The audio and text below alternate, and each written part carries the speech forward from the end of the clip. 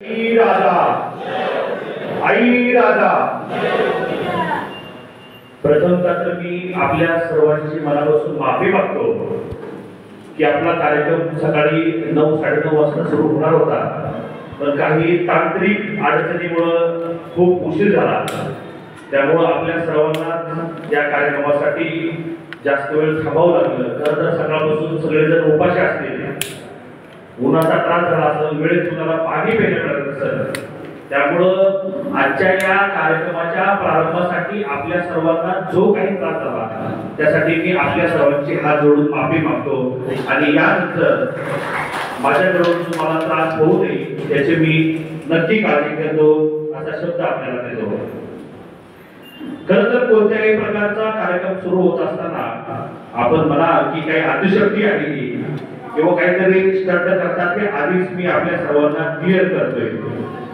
ते यासाठी की मी स्वतः सर्वसामान्य शेतकरी कुटुंबातून उभा राहतोय.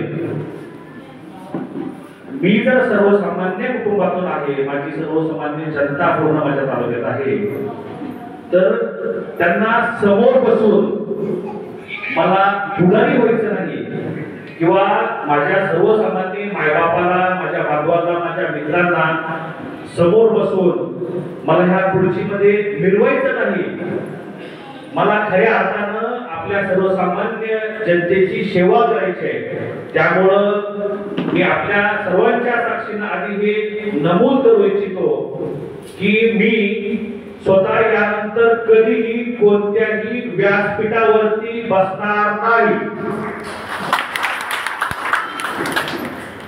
व्यासपीठ असेलच तर त्या व्यासपीठावरती माझी सर्वसामान्य जनता बसेल, कारण ती जनताच आहे आपल्या सर्वांचं दैवत. आणि त्याच माध्यमातून आज सर्वसामान्य जनतेचं जे वाटोळ हा शब्द मी आवर्जून यासाठी वापरतोय बांधवांनो, कारण जगणं काय आहे, जगणं कसं असतं आणि आपण आपलं आयुष्य कसं व्यतीत करायचं हे हा जो मार्ग आहे, हा मार्ग आपल्याला वेगळा करून आपल्याला कायम अंधारात ठेवण्याचं पाप मागील अनेक वर्षापासून या तालुक्यामध्ये, या जिल्ह्यामध्ये केलं गेलं. या सर्व प्रस्थापित लोकांना धडा शिकवण्यासाठी मी आज तुमच्या समोर आलोय.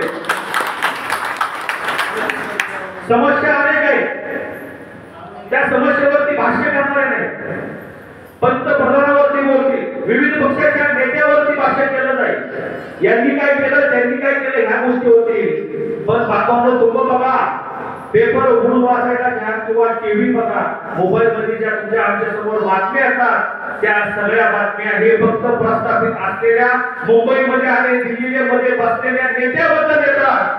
पण माझ्या सर्वसामान्य कुटुंबातील नागरिकांसाठी, माझ्या जनतेसाठी आज कुठलाही नेता भाष्य करायला तयार नाही. त्याचं खरं तर वाईट वाटतंय. म्हणून मी माझ्या मतदारसंघात आजपासून माझी जनता हीच माझी नेता आहे, मी आपल्या समोर हे ठामपणे सांगतो. खऱ्या अर्थानं जनता ही राजा आहे.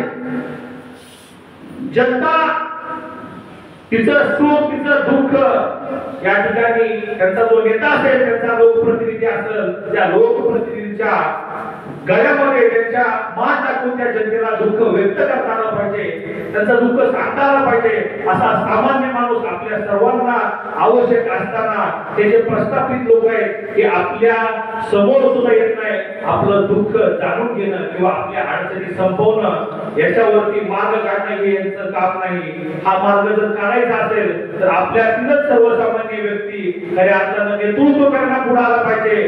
तरच आणि तरच माझ्या सर्वसामान्य जनतेचं भलं होईल, माझी सर्वसामान्य जनता समृद्ध होईल, हे मी या ठिकाणी आवर्जून आपल्या सर्वांना सांगू इच्छितो. आपण पाहतोय जिल्ह्याची अवस्था काय आहे. पावसाळा की रस्ते खराब, खड्ड्यात रस्ता आहे की रस्त्यामध्ये खड्डा आहे हे समजून येत नाही. गाड्या स्लिप होत आहेत, पडतायत, अपघात होत आहेत. मागील कित्येक वर्षापासून कोणत्याही प्रकारचा विकास केला जात नाही. विकासाच्या नावावर फक्त स्वतःची घरं बांधणं याच्या पलीकडे या तालुक्यामध्ये आजपर्यंत काही झालेलं नाही. खऱ्या अर्थानं विकास काय, विकास कसा असतो, विकास करायचा असेल तर प्रामुख्याने कोणते घटक नेत्यांनी घेतले पाहिजे आणि त्या दृष्टीने नियोजन करून पुढे गेलं पाहिजे। याची फुरसत अशी जाणीव सुद्धा या प्रस्थापित लोकांना, या नेत्यांना नाही, हे मी आज सांगतोय। भविष्यामध्ये येणाऱ्या काळामध्ये या लोकांच्या समोर, या जनतेसमोर या गोष्टी मी सिद्ध केल्याशिवाय स्वस्थ बसणार नाही। मी आपल्या सर्वांना शब्द देतोय। बांधवांनो, तुम्ही आम्ही जे दुःख भोगता या दुःखाचं वाटेकरी आपणच आहोत, इतर कोणी नाही। याची जाणीव सुद्धा आपल्याला होऊ देत नाही ते लोक। त्याचं कारण असं की ज्या दैनंदिन जीवनामध्ये आपल्याला रोज अडचणी येतात, या अडचणी बाजूला करणं, वेगळ्या करणं, हे जर लोकप्रतिनिधींचं काम असेल तर त्या गोष्टीपासून आपल्याला वेगळं करून या मूळ विचारापासून, या मूळ समस्येपासून जर आपल्याला ते वेगळीकडे भटकवण्याचा प्रयत्न करत असेल, जर आपल्या सर्वसामान्य जनतेला तुमचं रक्त माझं रक्त सारखं आहे, हिंदूंचं रक्त सारखं आहे, मुस्लिमांचं रक्त सारखं आहे, सर्व जाती धर्मांचं रक्त सारखं आहे, पण हे राजकारणी तुमच्या आमच्यामध्ये जाती धर्मावरून वाद लावतात, पक्षामधून वाद लावतात, झेंड्यामधून वेगवेगळ्या रंगामधून वाद लावण्याचा प्रयत्न करतात आणि तुम्हाला आम्हाला आपलं जे एकमेकांचं प्रेम आहे, आपल्यामध्ये जी आपुलकी आहे, माणुसकी आहे, या सगळ्या गोष्टी वेगळ्या करून आपल्यामध्ये वाद लावून स्वतःच्या हातावरती डाळ ओढून घेण्याचं पाप हे लोक करतायत। या लोकांना आपल्याला घरी पाठवण्याची वेळ आलेली आहे, त्यासाठी मी आज तुमच्या समोर उभा आहे। खऱ्या अर्थानं दैनंदिन जीवनामध्ये सर्वसामान्य माणूस जेव्हा जेवण जगत असतो, त्याला साधं उदाहरण सांगतो बांधवांनो, जर एखाद्या शेतकऱ्याला कर्ज घ्यायचं असेल, या सगळ्यांना हा अनुभव आहे, हा अनुभव सगळ्यांनी घेतलेला असेल। जर एखाद्या शेतकऱ्याला कर्ज घ्यायचंय आणि तो एखाद्या बँकेकडे गेला आणि त्यांनी बँकेत सांगितलं की मला 1 लाख रुपयाच्या कर्जाची गरज आहे, बँक आधी सांगते 1 लाख कर्ज पाहिजे असेल तर तुम्ही आधी सभासद व्हा।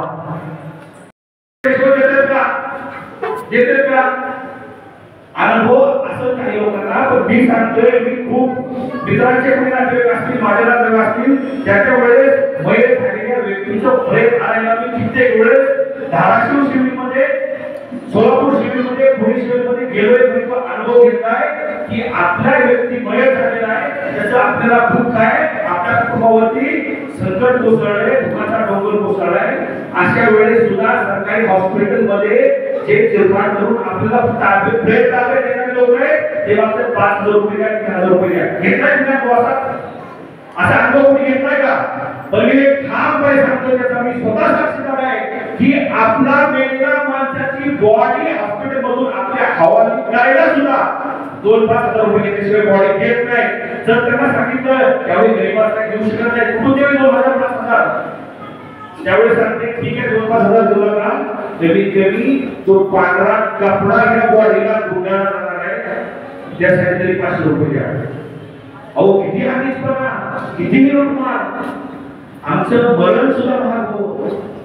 सर्वसामान्य माणसाचा मृत्यू सुद्धा इतका वेगळ्या पद्धतीने या प्रशासनाकडे घेतला जावा आणि अशा सगळ्या गोष्टी घडत असताना जर हे प्रस्थापित लोकप्रतिनिधी तोड उघडत नसतील तर माझ्यासारख्या विस्थापिताला, माझ्यासारख्या सर्वसामान्य कुटुंबातील व्यक्तीला हा लढा या ठिकाणी द्यावा लागेल आणि सर्वसामान्य व्यक्तीच्या पाठीशी राहून त्यांचं जीवन समृद्ध करण्यासाठी मला हा परिवर्तनाला उभा करावा लागेल। त्यासाठी मी आपल्यासमोर आहे, हे मला मजूर सांगायचं। खऱ्या अर्थाने आधीच खूप वेळ झालाय, आजपासून मी याला प्रारंभ करतोय, प्रत्येक गावागावात जाणार आहे, त्यामुळं मी माझं भविष्यातील माझं काय नियोजन असणार आहे याच्याबद्दल असो, तिथल्या काही समस्या असतील किंवा भविष्यामध्ये जर या तालुक्यातील सर्वसामान्य जनतेने मला या ठिकाणी नेतृत्व करण्याची संधी दिली, मला आशीर्वाद दिला, तर या ठिकाणी या तालुक्याचा मी काय विकास करेल आणि माझं याबद्दलचं काय विशेष ज्ञान असणार आहे त्या संदर्भात या त्यांच्या माध्यमातून मी या ठिकाणी सांगत असणार आहे। पण जाताना हेही सांगतो की करोडो भाविक आपल्या देवीला दर्शनासाठी येतात, हे आई भवानी तुळजा भवानी उभ्या महाराष्ट्राचं सुदैवत आहे। हिंदवी स्वराज्याचे संस्थापक, स्वराज्य निर्माते छत्रपती शिवाजी महाराजांना आशीर्वाद दिले की आपली दिवे, छत्रपती शिवाजी महाराजांनी आई तुळजा भवानीचा आशीर्वाद घेतला आणि स्वराज्याची निर्मिती केली। या आई तुळजाभवानीच्या पावन भूमीमध्ये तुम्ही आम्ही राहणारे आहोत. पण दुःख या गोष्टीचं आहे की अत्यंत क्षेत्राचा हवा रस्ता कोणत्याही प्रकारचा विकास झाला नाही, जिल्ह्याचा विकास नाही, तालुक्याचा विकास नाही. 1982 साली आपल्या मूळ जिल्ह्यामधून वेगळा झालेला नागपूर जिल्हा आज कुठं पोहोचला. पण आमच्या दारी कायमस्वरूपी या लोकांनी आम्हाला वेगळी बनवून टाकले.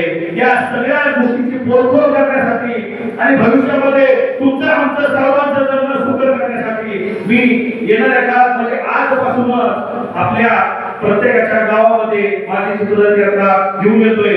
त्या माध्यमातून आपण सर्वांनी या ठिकाणी मला समजून घ्यावं. माझं काही चुकत असेल तर आपला भाऊ म्हणून, आपला पोरगा म्हणून, आपल्या हक्काचा माणूस म्हणून, मित्र म्हणून माझे काम करावे. आणि जर माझ्याकडून खऱ्या अर्थाने सर्वसामान्य जनतेचं भविष्य काळामध्ये चांगलं होणार असेल, मी त्यांच्या अडचणीवर त्यांच्या दुःखामध्ये पडणार असेल, त्यांना जर वाटत असेल की या प्रस्थापित लोकांनी आयुष्यभर माझ्या आज्याचं वाटलं केलं, माझ्या बापाचं वाटलं केलं. एक उदाहरण महत्वाचा विषय सांगायचा झाला की या चित्रकला केंद्रामध्ये आम्ही सुरुवात करते. सर्वात महत्वाचं म्हणजे आपण सर्वांनी पाहिजे आपण ओझरीचे टँकर पाचशे घेऊन आले. टँकर आपण कशासाठी आणलाय? गेली कित्येक वर्ष ज्या ओझरीच्या पाण्यावरती राजकारण केलं गेलं आणि त्या पाण्याची आस दाखवून येथील सर्वसामान्य जनतेला वेड्यात काढलं गेलं आणि स्वतःचं घर बांधायला गेलं. त्यासाठी त्या सगळ्या गोष्टीचं या ठिकाणी दृश्य तुम्हाला दिसलं पाहिजे, तुम्हाला त्या गोष्टीची जाणीव झाली पाहिजे. इथं बसलेली काही लोक आता विसरून गेले असते, पण मी तुम्हाला आठवण करून देऊ इच्छितो की जे मी अनुभवलं कदाचित माझ्यापेक्षा वेगळं तुम्ही अनुभवलेलं नसाल. मी लहान असताना आजोबा घर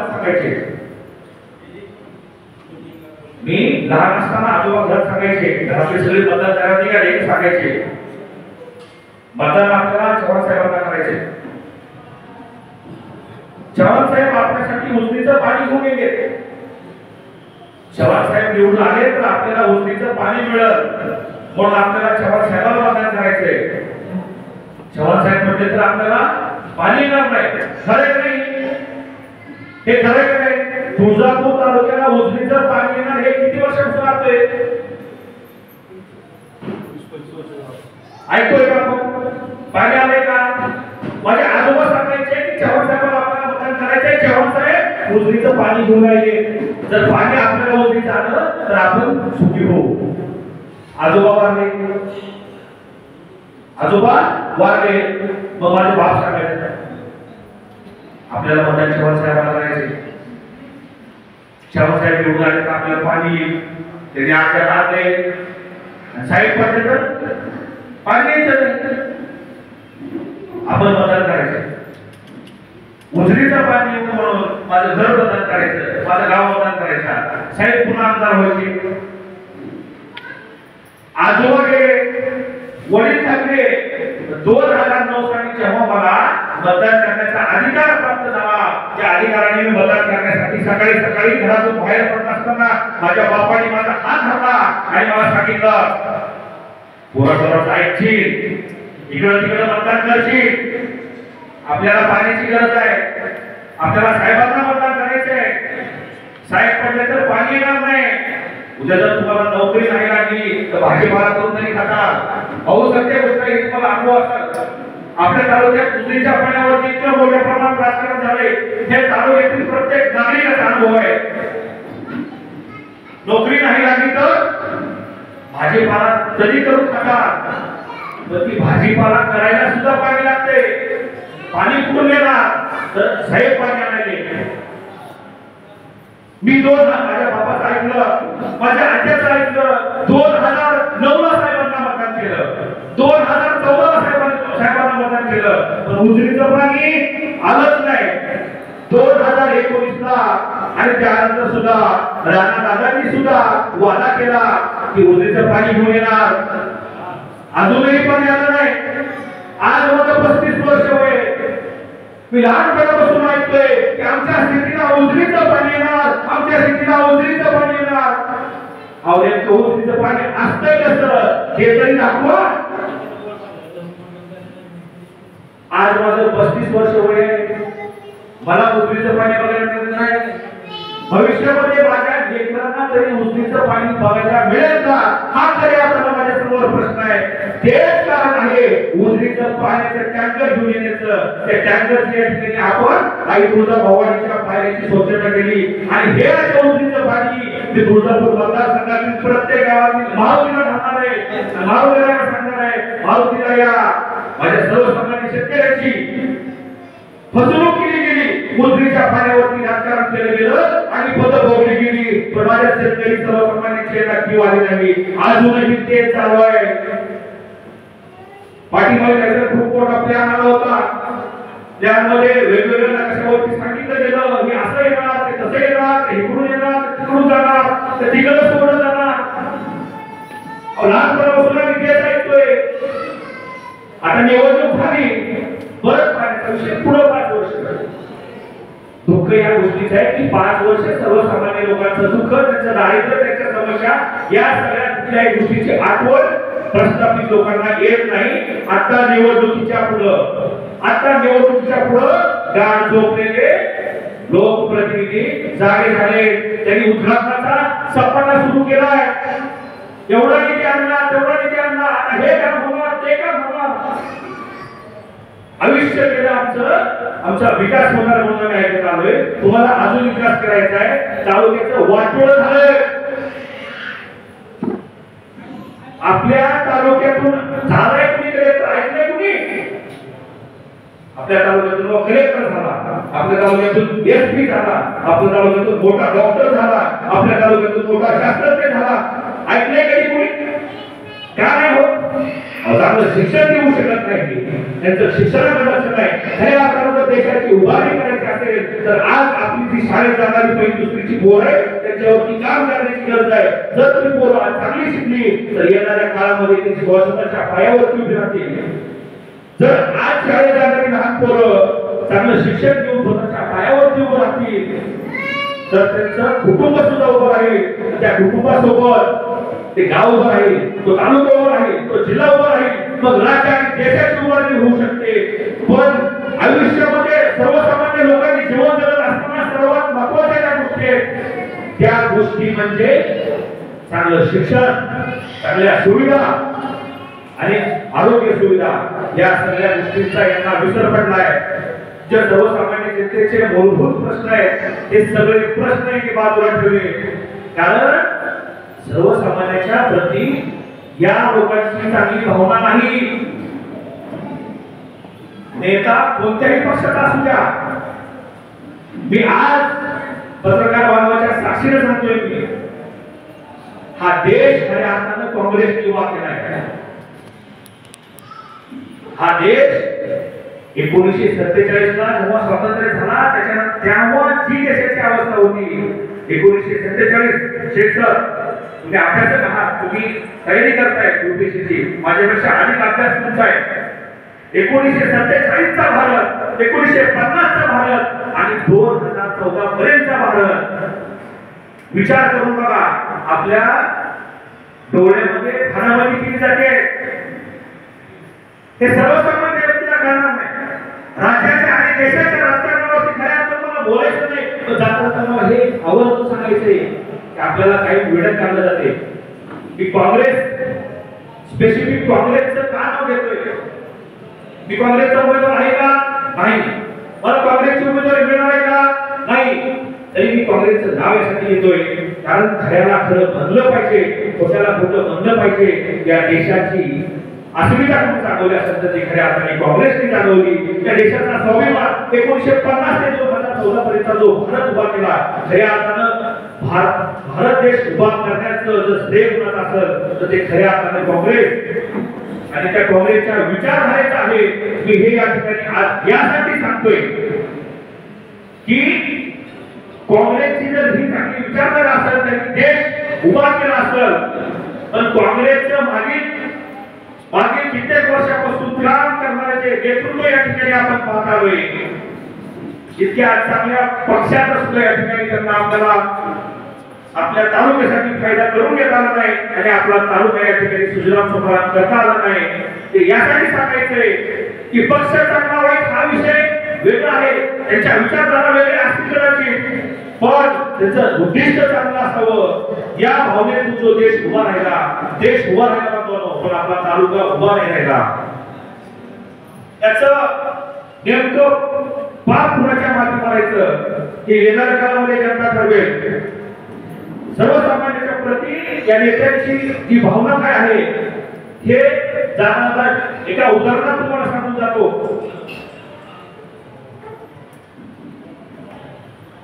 एक वाघ आणि वाघीण एका घोड्यात जात होते आणि ती वाघीण बाळांत झाली.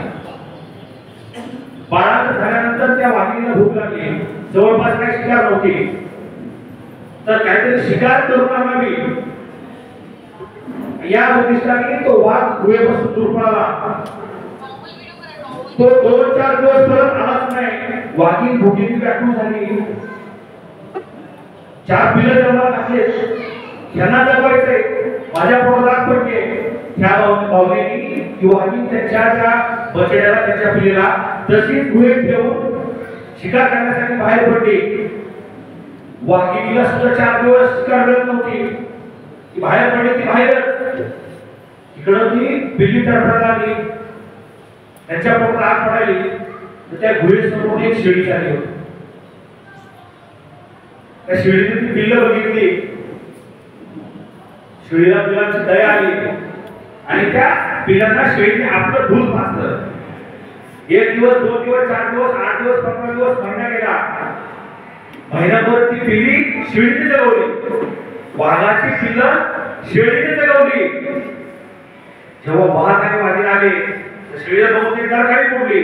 पिलांनी वाघीणीला सांगितलं की तुम्ही नव्हता, आमचं पालन पोषण या शेळीने केलंय, तिने आम्हाला जगवलंय. तर वाघाला आणि वाघिणीला पण दया आली शेळीची. आणि वाघाने सांगितलं की आजपासून या जंगलामध्ये तुला कुणीही हात लावणार नाही, तुझं पूर्ण जीवन या ठिकाणी तू सुखात जगू शकते. तर वाघाची शेळीची मैत्री झाली. कधी कधी लाडाने प्रेमाने ती शेळी वाघाच्या पाठीवर बसायची, जंगलात फिरायची. हे चित्र वाघ आणि शेळी एकत्रित नाही येणार. शेळी ही वाघाचा शिकार आहे, येऊ शकत नाही. पण जो किस्सा घडला, पिलाला ते शेळीने पाजलं, त्यामुळे वाघ त्या शेळीला पाठीवर घेऊन फिरायचा. हे चित्र काय दिवशी गरुडाने बघितलं. गरुड बघून चालला होता, त्यांनी बघितलं त्या वाघाच्या आसपास 10 किलोमीटर कुठला प्राणी फिरत नाही. शेळी याच्या पाठीवर बसून दिसली. ते गरुड चकित झालं.